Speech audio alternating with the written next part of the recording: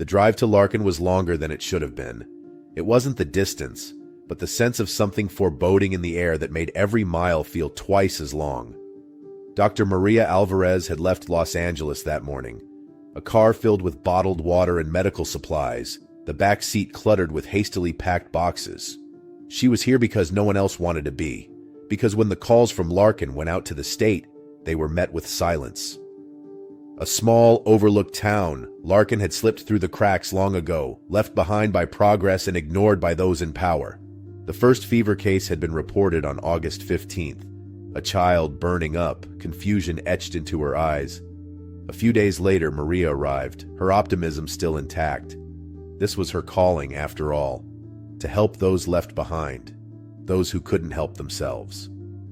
The first day seemed hopeful. She set up a makeshift clinic in an abandoned office on Main Street, administering fluids, taking samples. It all felt contained. But Larkin was a town full of secrets, and the second day shattered her optimism. It started at the library. The late afternoon sun hung low as Maria walked through the small town square, her eyes catching on a commotion at the library steps. People had gathered, dozens of them, and Maria heard the cries before she saw the source. Emily Carter, the town librarian, stood there, her face flushed, eyes wide with fear. She was screaming about the water, her voice cracking as she tried to pull away from the figure holding her arms. Officer Alan Jones had his hands full, struggling to keep Emily from hurting herself.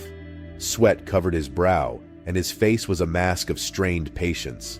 He barely noticed Maria until she stepped forward, her voice calm, authoritative. "Let me help." Alan shot her a look that mixed weariness with distrust. He didn't like outsiders, especially ones who thought they could swoop in and save everyone.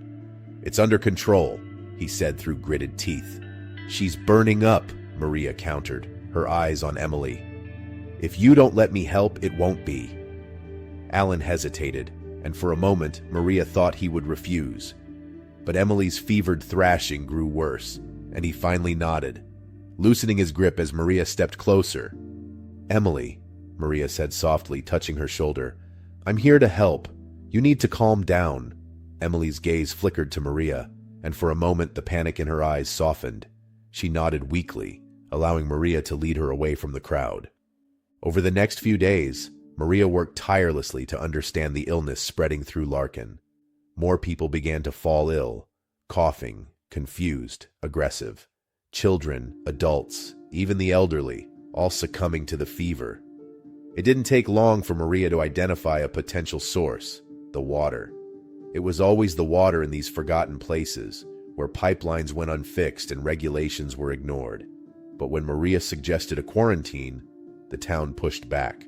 They were scared, angry, unwilling to accept that their lives had been tainted by something so fundamental. Alan was the worst of them. He fought Maria at every turn, dismissing her fears, calling her dramatic. He had lived in Larkin his entire life, watched his wife die here, and now he was watching his town fall apart.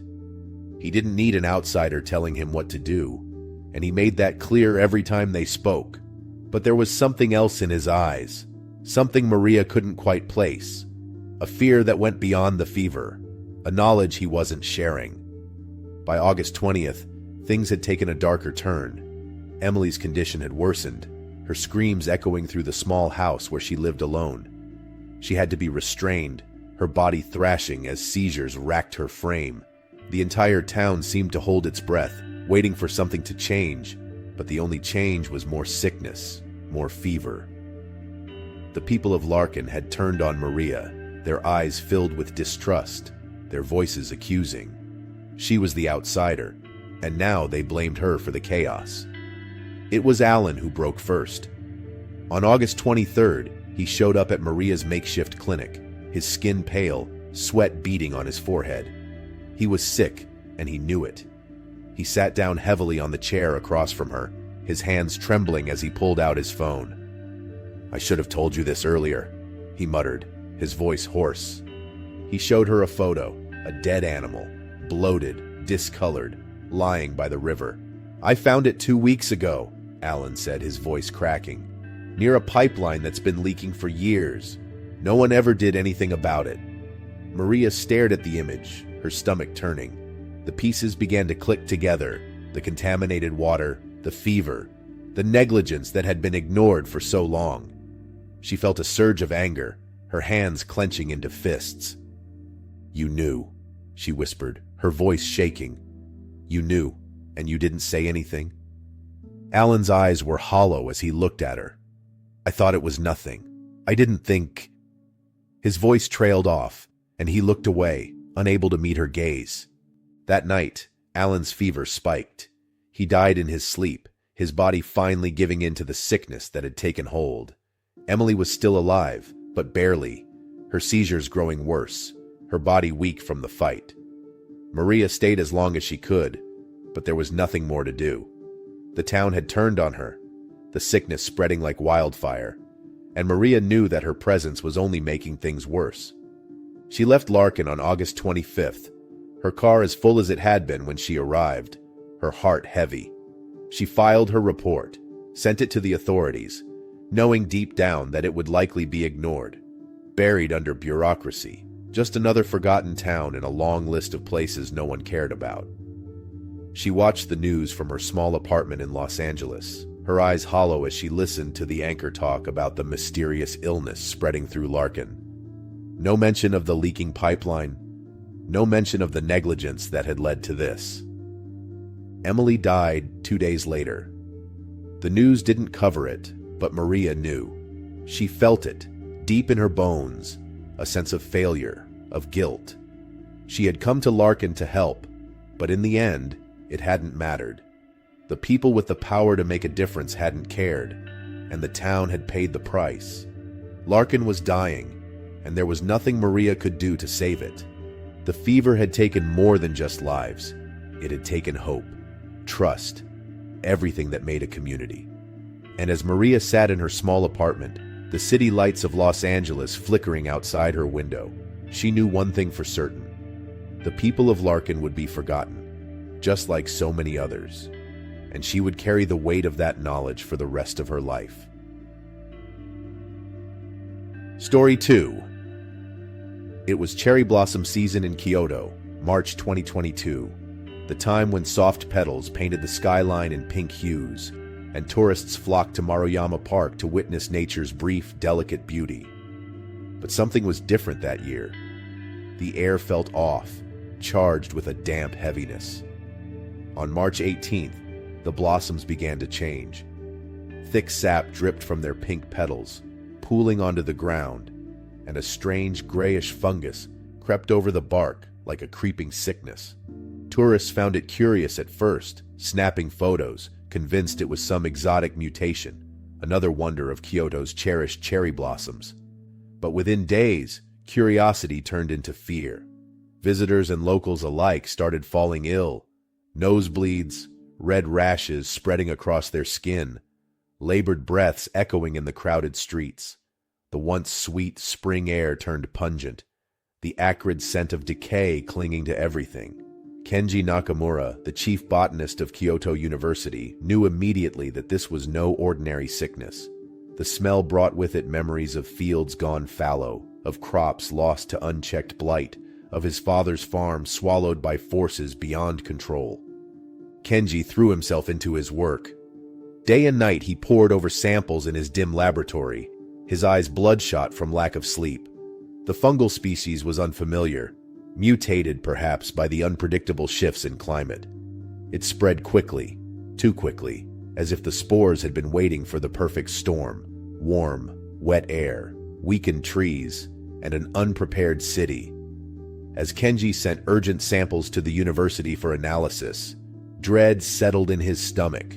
This was beyond just science. It was personal. It reminded him of how nature, pushed too far, had ruined his family's life. Meanwhile, Yuki Saito, an environmental activist, was furious. She blamed the outbreak on the chemicals. Every year, she had watched city officials spray pesticides to protect the trees, suffocating the natural defenses that the cherry blossoms relied upon. To her, it was obvious. The chemicals had weakened the trees, made them susceptible to this fungal attack. The authorities had brought this upon themselves. Yuki began rallying her supporters, standing in front of the decaying cherry trees, recording impassioned videos as she spoke of the dangers of pesticides and corporate greed. Her anger at Kenji only grew with every passing day. To her, he was just another puppet of the scientific establishment, too caught up in his sterile laboratory to fight for what really mattered. By March 22nd, the crisis had escalated. The elderly and those with respiratory issues were dying, their lungs filling with fluid. Panic spread through the city like wildfire. Tourists fled, and the streets were littered with discarded masks and medical tents. Taro Minami, a young tour guide, watched helplessly as his mother struggled to breathe. His work had dried up overnight, the steady stream of tourists disappearing with the first wave of infections. Taro was desperate. He hated Yuki's self-righteous speeches, and he resented Kenji's cold detachment. But he needed hope, and if Yuki's chaos could bring urgency to the government's response, then he would join her protests, shouting until his voice was hoarse. The days blended into sleepless nights for Kenji. He finally found a possible solution, an antifungal compound that could slow the spread. But his relief was short-lived. Yuki's supporters were out in force, claiming it was just another chemical attack on nature, another mistake that would lead to more unintended consequences. Taro stood among them, torn between the hope that Kenji's solution could save his mother and the fear that it would just make everything worse. On March 25th, the city gave the go-ahead. The trucks rolled into Maruyama Park, loaded with antifungal spray. Yuki was there, chaining herself to the trunk of the largest cherry blossom tree, her voice cracking as she yelled into a megaphone, urging people to resist. Kenji arrived, exhausted and hollow-eyed. He tried to reason with her, his voice trembling as he spoke of data, of lives at risk, of his own father's suffering. Yuki screamed back, her words a torrent of frustration and grief. She accused him of being part of the problem, of hiding behind science instead of fighting for real change. Taro stood nearby, watching helplessly as the two shouted at each other, their voices drowned by the whir of the sprayers. He knew deep down that no argument would undo the harm that had already been done.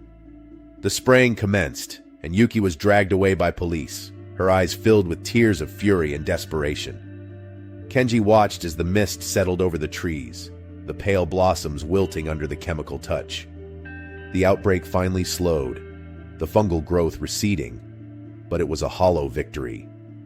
The cherry blossoms had lost their vibrant pink. They hung limp, a ghostly white, like the memory of something that had once been beautiful. The tourists did not return. The streets were quiet, and the air still carried the faint, acrid scent of decay.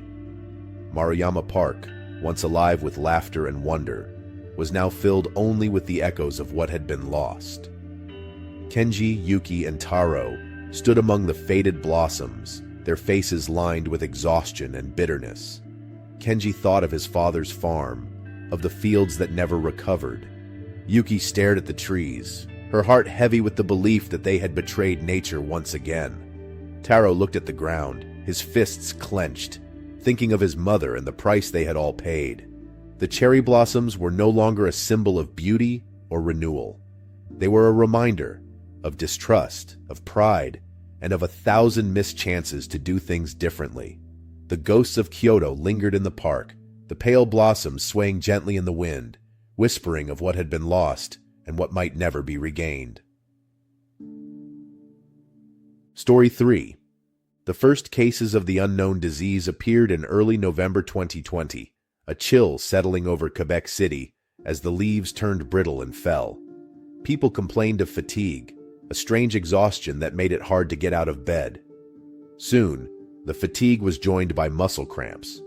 Cramps so intense they rendered people immobile, twisted them in pain, and left them screaming for help. Dr. Lucy Tremblay, the head of public health for Quebec City, feared the signs of an epidemic and moved quickly. By mid-November, she enforced a strict quarantine. It was a decision that split the city in two. Jérôme Boucher watched the announcement from his worn couch, his lips twisting in frustration as Lucy's voice filled the room. The quarantine meant isolation, and for Jérôme, it was the final blow in a series of losses. His career as a truck driver had ended with a work injury, forcing him into a janitor's role he resented. He'd already felt discarded, and now the government's mandates made him feel like a prisoner in his own home. The anger festered in him, fueled by late nights and too many drinks. He was convinced that Lucy was exaggerating, using fear to control people. To Jérôme, it was all a ploy, a way for those in power to tighten their grip. Claire Boucher, Jérôme's daughter, had returned home from university when classes moved online. She felt trapped, the walls of their small apartment closing in as her father's rants grew louder, more frequent. He blamed Lucy Tremblay for everything, for the quarantine, for his isolation, for the life he had lost. Claire loved her father, but she was embarrassed by his conspiracies. She missed her friends, missed her independence, and the constant tension at home made her chest tighten with anxiety. She spent hours online, her phone a lifeline to the outside world, even as the city outside their windows seemed to grow quieter, more distant. On November 15th, Lucy was on edge. She had seen the worst of it. Hospital wards filling with patients whose muscles had seized so violently they couldn't even breathe without assistance. Her team was stretched thin, their faces drawn from exhaustion, their eyes hollow from witnessing so much pain. She couldn't sleep, the weight of responsibility pressing down on her, making it hard to breathe. The worst part was knowing that people were starting to ignore her orders. News had reached her that entire neighborhoods were defying the quarantine, gathering in secret, breaking curfew. She feared what would come next, the inevitable spike in cases that would follow. Jérôme was one of them.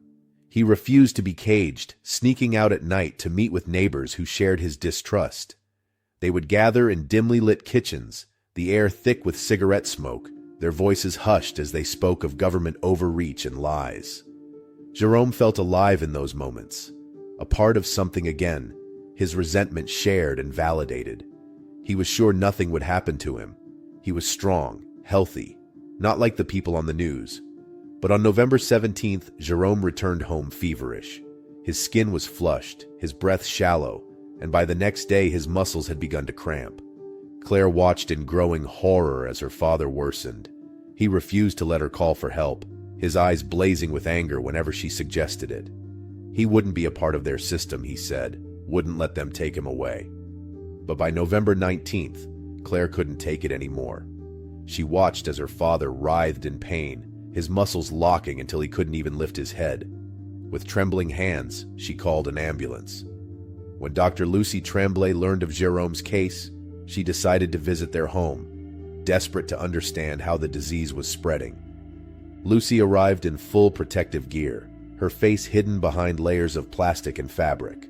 The sight of Claire struck her deeply. The young woman's face was pale, her eyes red-rimmed from sleepless nights and tears.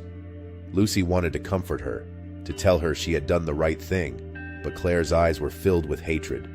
To Claire, Lucy was the face of everything that had gone wrong. The quarantine, the fear, her father's suffering. There was nothing Lucy could say to change that. Jérôme died on November 21st. His body, once strong, had betrayed him, his muscles seizing until his heart finally gave out. Claire's grief was a raw, unbearable thing. She lashed out, blaming Lucy for everything, for the quarantine that had driven her father to desperation, for the system that had failed them, for the empty chair at their kitchen table. Lucy, who had thought herself hardened by years of loss and hardship, found herself breaking under the weight of Claire's words. She had tried so hard to protect the city, to protect people like Claire and Jérôme, but it hadn't been enough. The quarantine eventually lifted, the city slowly coming back to life. But for Claire, nothing felt normal. The streets were busy again, the shops open, people laughing and moving on. But at home, there was an emptiness that couldn't be filled. The chair where her father used to sit was a reminder of what distrust and stubbornness had cost them.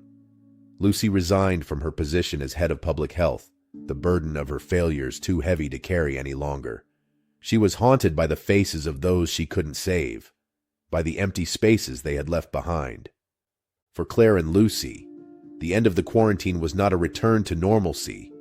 It was the beginning of a new kind of silence, one filled with regrets, with memories of a time when everything had fallen apart. The city moved on, But they were left behind, forever marked by the choices they had made and the people they had lost.